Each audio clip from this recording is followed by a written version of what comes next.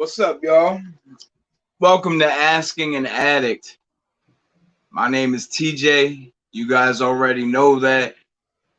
That's the Big Albowski. He's going to be running the show tonight. I'm going to turn the show over to him. Let's have at it, big fella. All right. Well, as everybody knows who watches your show, who watches Around the Turnbuckle, they know that normally we come on here for an hour and try to entertain, right? We have interviews. TJ does interviews with all kinds of artists, with NBA guys, with everybody in that world, and he does a fantastic job. I interview wrestlers on Saturdays and Sundays, and we do a little sports show on Tuesday on 2M1L Media here. Thank you, everybody, for subscribing who have, and if you haven't, get on there.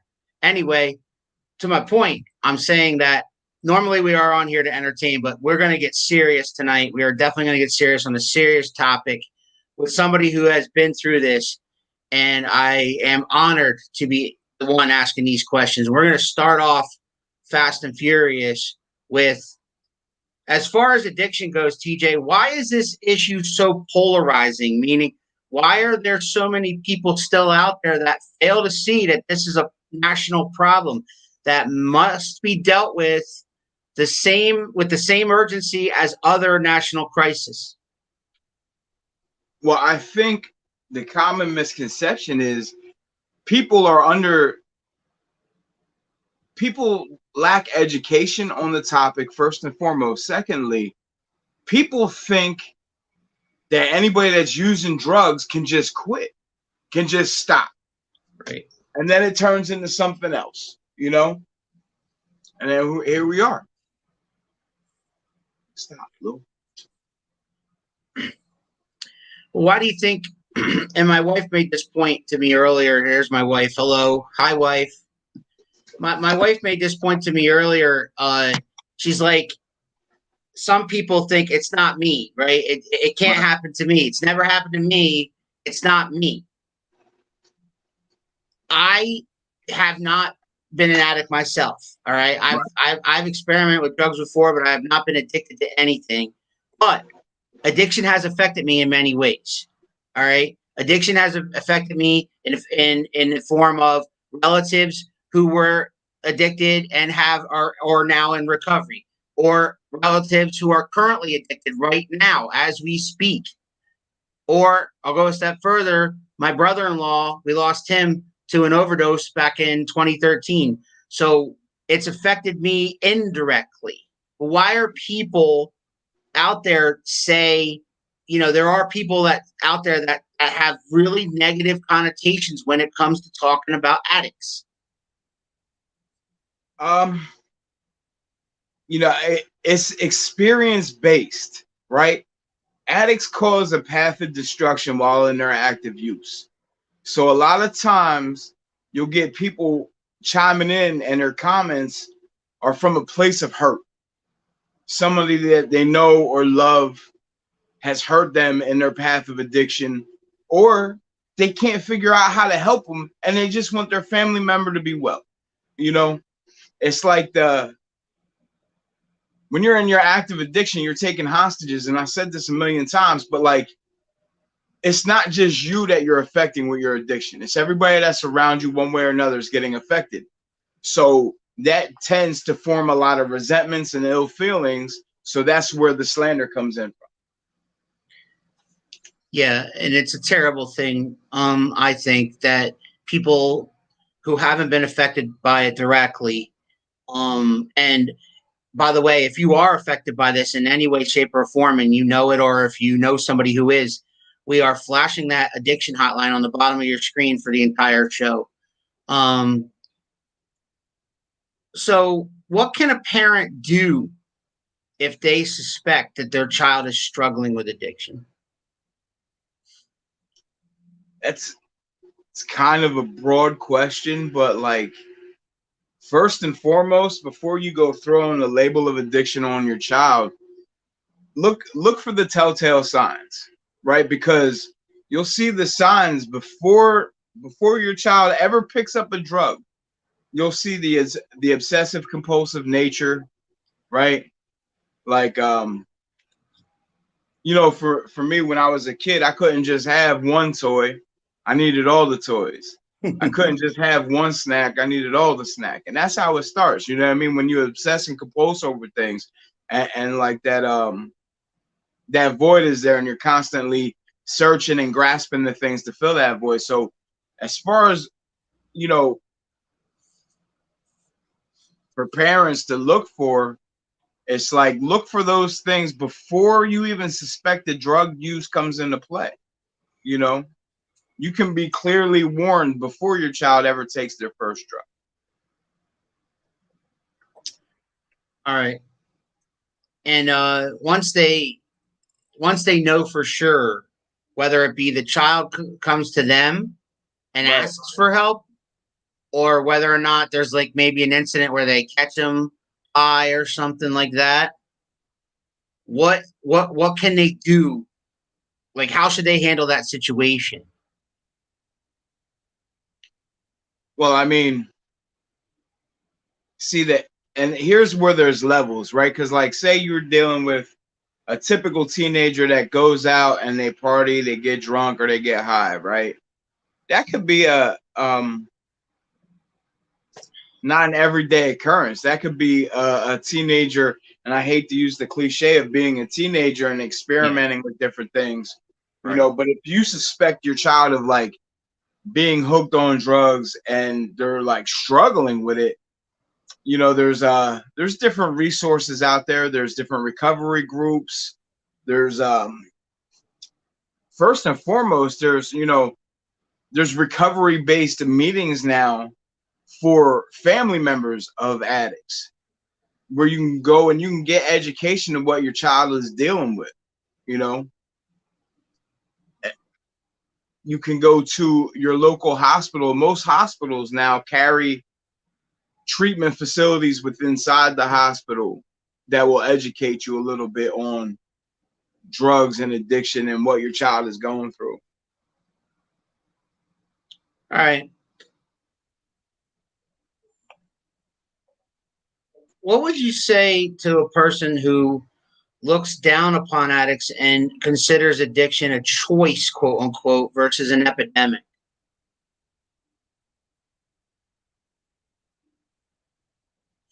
Good question. It's a good question. Well, So before I dug into your personal journey, I wanted to ask you more broad stuff. right. When you look down upon somebody and think it's a choice, understand that the addict has caused more pain to themselves than you could ever cause to them by looking down on them. And then sometimes it's like a hostage situation. People that have been getting high for years just to maintain the high so they don't have to be sick. You know what I mean? Most addicts don't want to go through that. They just, it's like daily maintenance, so they don't end up withdrawing from whatever drug they're on. You know, like, as a society, we tend to look down on everything that's not normal. Yeah. You know, and so like,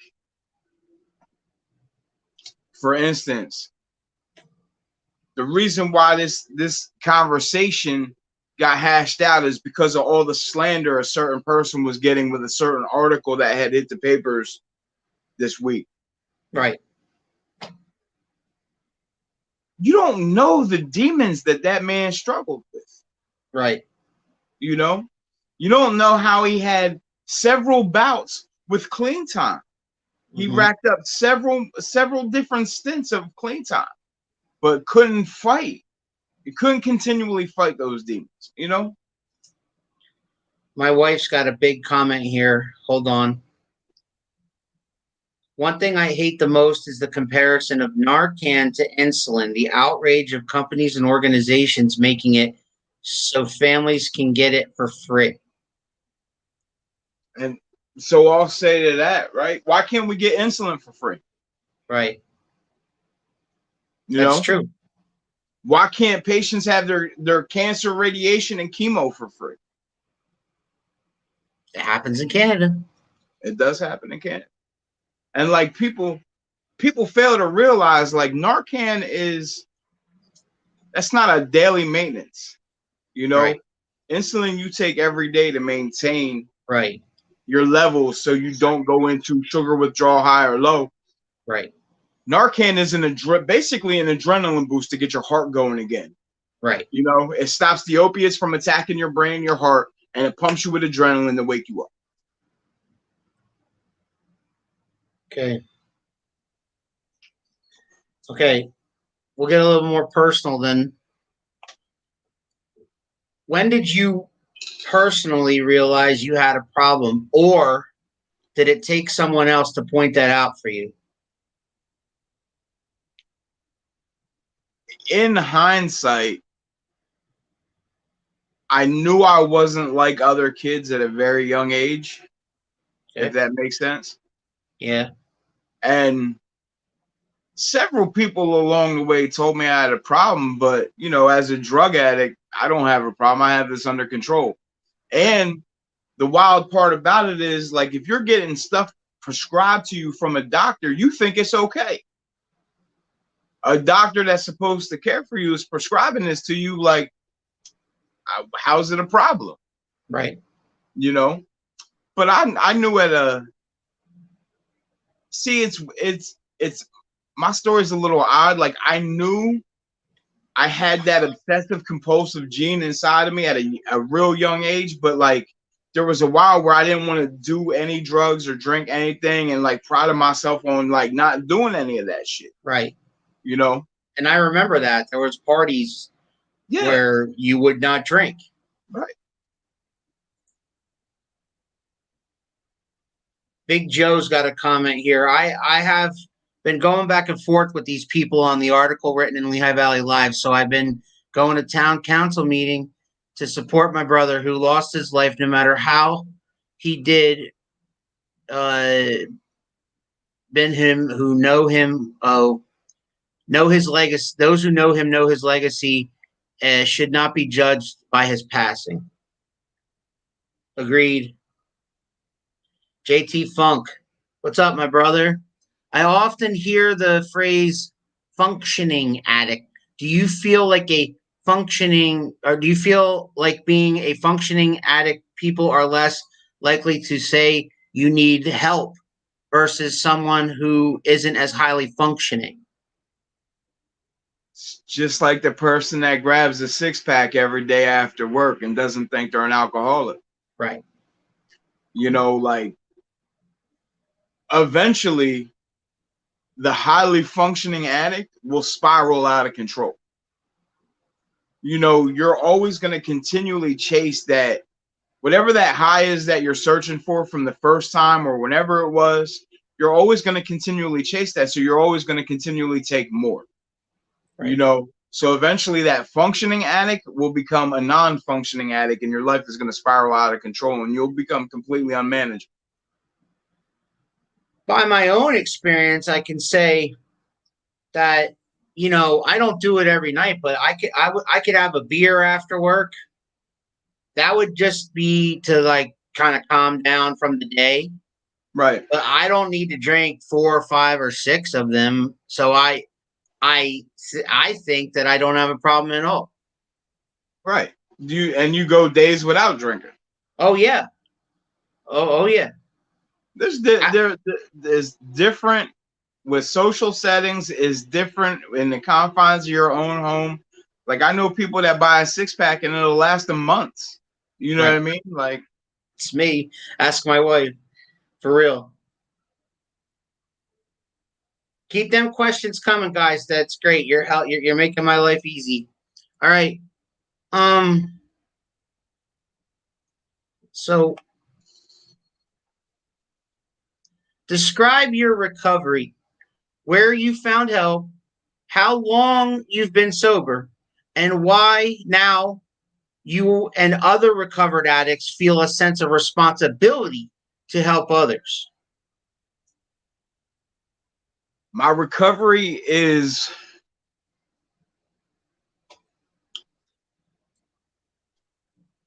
we get what we have and then we give it away, right? So it took me, so my recovery started in August of 2009. And, you know, the person that I love the most in this world suggested that I start seeking help and maybe I should try meetings. And I'm not saying that's for everybody, but for me, there was an identification piece when I was there. Like, there was the first time in my life where I thought people actually understood what was going on with me Right. and related to me. You know, August 22nd of this month, this month, and I'll celebrate 12 years clean. That's awesome. And it's our responsibility to help the people that are new, that have no idea how to manage what they're dealing with. You know, like, that's the we give what we have by so freely giving it away piece. You know, like, I had old timers, if you would, take me aside and explain to me. And so that now basically I'm an old timer. I do the same thing. Thanks for the hope, TJ. Congratulations, my brother. People don't frown on alcohol as much as an addiction because it's a socially accepted, but alcohol is a drug. Alcohol is legal. You can go to any mom and pop shop, get a 6-pack. You can go to any beer depot. And marijuana is on its way. Yeah. All right. Well, the responsibility part for others, though, I mean, you're just like almost every other recovered person that I've met, that they now feel like, okay, I've been through this, so I have to get involved. I have to, like you yourself, you get involved in recovery walks, you get involved with speaking in public, you get involved with different things, and just awareness. I mean, that's what we're doing here right now as we speak, awareness. But like, speak to that, like, the Amanda Bridges of the world and the people like that get involved because they've been through this. So now they feel a sense of responsibility. They just can't help themselves, but help others now so that they don't go through what they went through. There's not really a rule book on how to, I mean, there kind of is, don't get me wrong, but there's not really like a guide on how to successfully stay clean. It's a case by case, person by person basis. And all we can do is having the experience and the hope and being around for a while is offer that to the person that doesn't necessarily have that. You know, like, partially too, the reason why I stay so involved in the addiction community and everything that I do as far as addicts is concerned is it keeps me from getting in my own way. I promise you, up here is a dangerous neighborhood to be alone in, you know? And so if I stay out of my own way and I stay busy with whatever I do, I don't have time to dwell on the what ifs, the woe is me, the what happened, how can I get this time back, because eventually that'll ultimately lead me to a bad place. I often hear stories from recovering addicts about their moment of rock bottom. Did you have one? Yeah. I had a couple of moments of rock bottom. The hit, the main one for me was the last night I decided to use. I seen how much destruction it caused. And it's one thing if I don't want to be here and I'm going to leave this world and I'm going out by myself and I'm isolated, that's one thing. When I have people that love me and care for me and they're all affected, that's another, and that was like a real eye opener, if you would, for me, is the damage that I'm causing the people that I love so greatly, the hurt that I'm causing. This is a great question by Big Joe. You next. Do you consider mental health medication, or if you're in a hospital and you're having painkillers for surgery, or what have you, do you consider that not being clean? Some people would think at meetings that wasn't totally, being clean. That's a great question. Oftentimes you'll find people who are very judgmental. And so here's the thing, right? Alan, can you take the question off the Yeah, screen? I Thank got you. you. So when you're in the hospital, they prescribe you medication. On that bottle, it says take as prescribed, not take the whole bottle at the time, Right. at one time. When you are suffering from a mental health illness, it says take this medication as prescribed, right? So like I'm in a fellowship to where in one of the guidelines it states if you are taking said medication as prescribed and you are not abusing it, I know people, I've had my wisdom teeth taken out and I've had major knee surgery while being clean. Now, I don't suggest that for everybody. My pain tolerance may be a little different, but if you are prescribed said thing, this is what I tell people: give that bottle to a loved one that's not going to allow you to abuse it. Take it as prescribed, and you'll be fine. That's a great question, Joe. Thank you Yeah, for that. Joe. Thank you for that one. What was the most difficult challenge during your journey to recovery? Staying out of my own fucking way. Like for real, staying out of my own way. Like I get, even to this day, I get wound up in my own thoughts and my own self. And like it turns into a self-sabotage, or it'll turn into chaos, or it'll turn into like anger or whatever. Like I need to like remain on course and stay out of the way. Like how many times I hit you up, Alan, and be livid. Yeah. Livid, and you have to just reel me in. You know what's going through my mind, right? The text messages when you're venting. Yeah. We talked about the article earlier, and you vented about that for a half hour because it bothered you.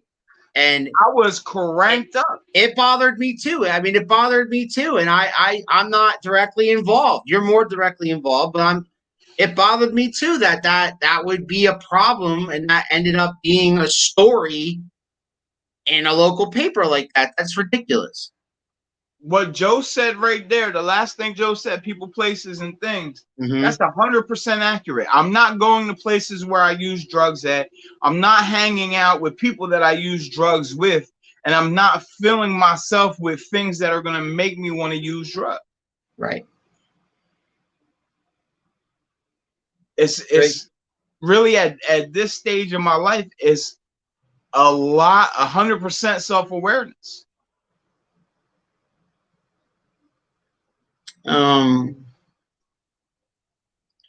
What advice would you give someone watching right now who knows deep down they have a problem, but they're probably in denial?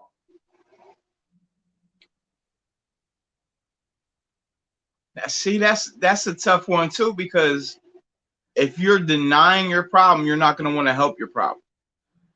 You don't even think you have a problem. I mean, by that I mean they're denying it to everybody else, but then when they're like was alluded to earlier, when they're alone, they're like, they look at themselves in the mirror and they know, like to everybody else, they play it cool. They play it cool, like nothing. Everything's cool. Everything's good. Mm-hmm. Well, if that person's sitting at home alone right now in their apartment and they're watching this, what advice would you give that person? Call that 1-800 number, and they will guide you in the right direction. Or call somebody that you can confide in deeply and just say that you need help. Call somebody that you think, shit, call me. You know what I mean? Like, there's a ton of people out there that have information. If you can't call that number, if you call your local ER and explain to them the situation, they will transfer that call to a crisis worker.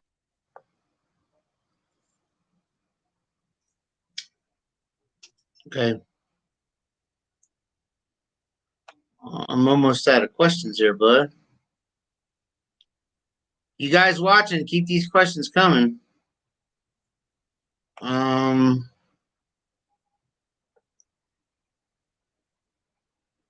got.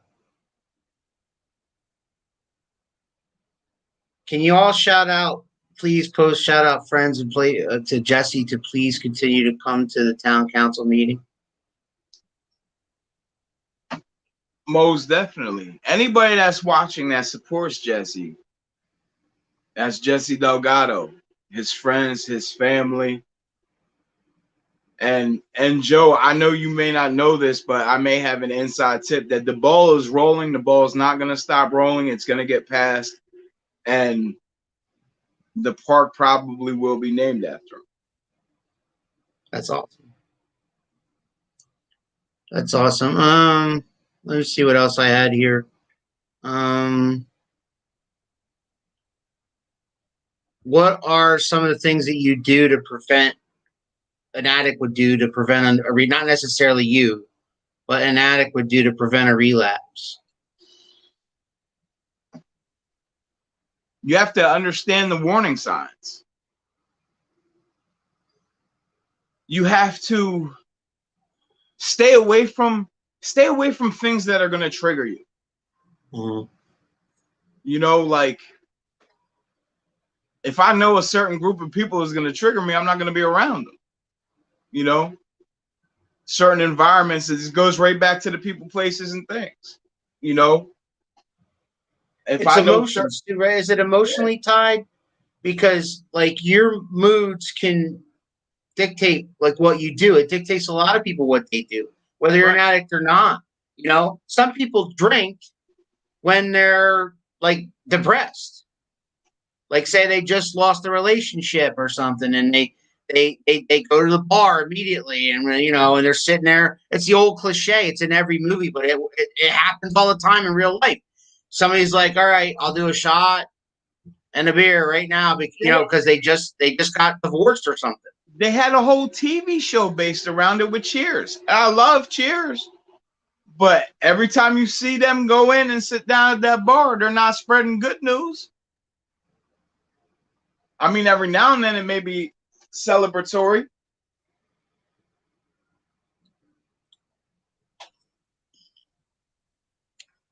All right. Moving forward, and I'm pretty much out of questions. But I'm not mad at that. I know, but moving forward,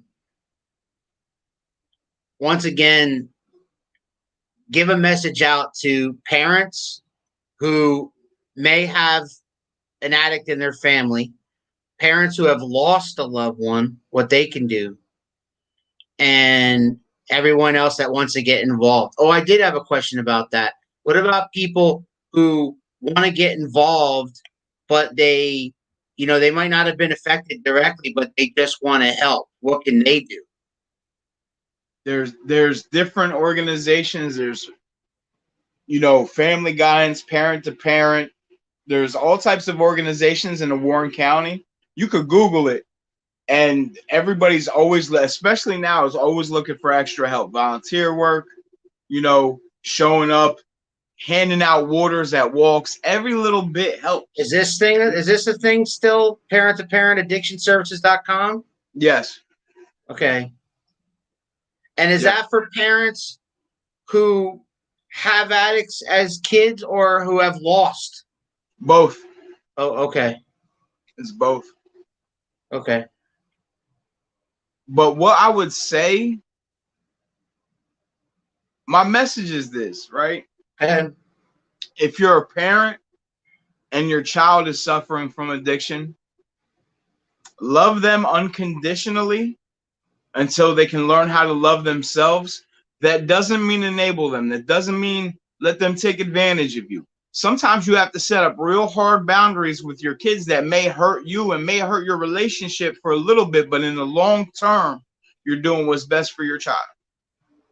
For the parents that have lost a child, it is not your fault. I love you. Everybody that's around you loves you. trust and believe it is not your fault. You know, your child did not go out on their last run expecting to die. I can promise you that.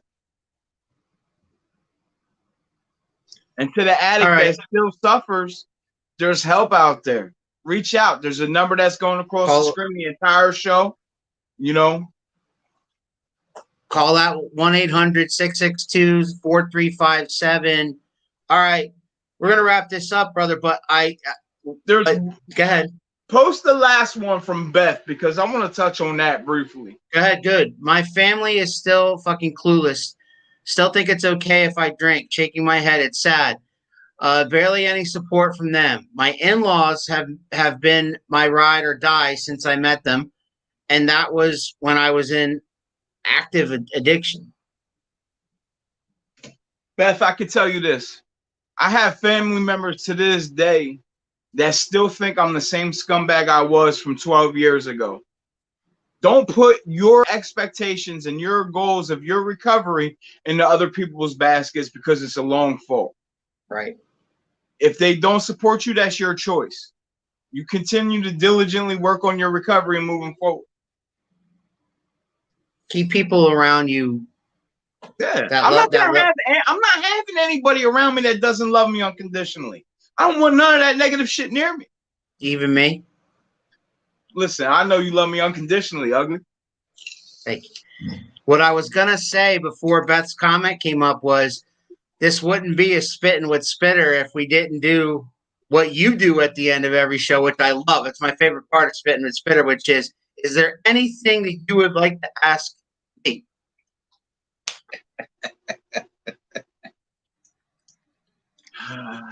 Or reversal. It's his show. Had to do it.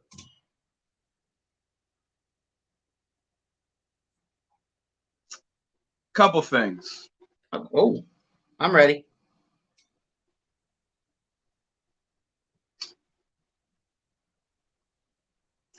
What would you say to the normal civilian that doesn't understand addiction, that has a brother or sister that's caught in the grips?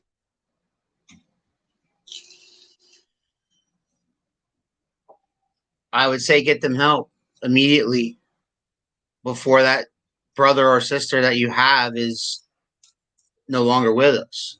I live every day with my wife who lost her brother 8 years ago, and there isn't a family function that I attend on her side of the family that his name does not get brought up. Right. He's missed every day. I didn't even get to know him. I met him one time on our first date in 2013, February 2013. And later that year, April, which was 2 months later, he was no longer with us. So I would say to that person, get them help, talk to them, see if they can't help themselves, see if they can't call these numbers and see if they can't get the ball rolling, because that person, once that person's gone, they're gone. That was my question that I had for you. That's it. You know? You said a couple. You said a couple things. You hit me with one. A couple other statements, but I'm gonna save them for shooting the shit. I thought you were gonna. Well, I thought you were gonna ask me what's on my playlist or some shit. But I know good. What's on your playlist. I know everybody. Well, yeah, you know what's on my playlist. We're good. Any other things any other ways you want to wrap this up? Awareness, education, and become more knowledgeable on the subject before you jump off that ledge and start slandering somebody that's fighting something that you know nothing about. Become more aware. On behalf of everybody that was watching, I want to thank them for watching. Also, thank everyone who commented, pouring your hearts out for your own personal thing. My name is Phil, and I'm a recovering, and we love you, cuz. You know we love you, and I'm proud of you as well as TJ. Yes. Thank you so much for sharing and being open. And thank you so much for what you continue to do. And God bless you for helping others. I like to take all that thanks, but before we go, God has put me in this position, right? Like ultimately, God gets all the thanks and the praise for this. And I'm not coming on here to preach, but I'm coming on here to say that God saved my life on more than one occasion. And he has put me in a position to facilitate everything that I've learned to other people. So I just want to take time out to thank God for sparing my life and provide me a new way to live. Well, as you say often, I was trying to give you your flowers while you can still smell them. And with that, we'll see you next time.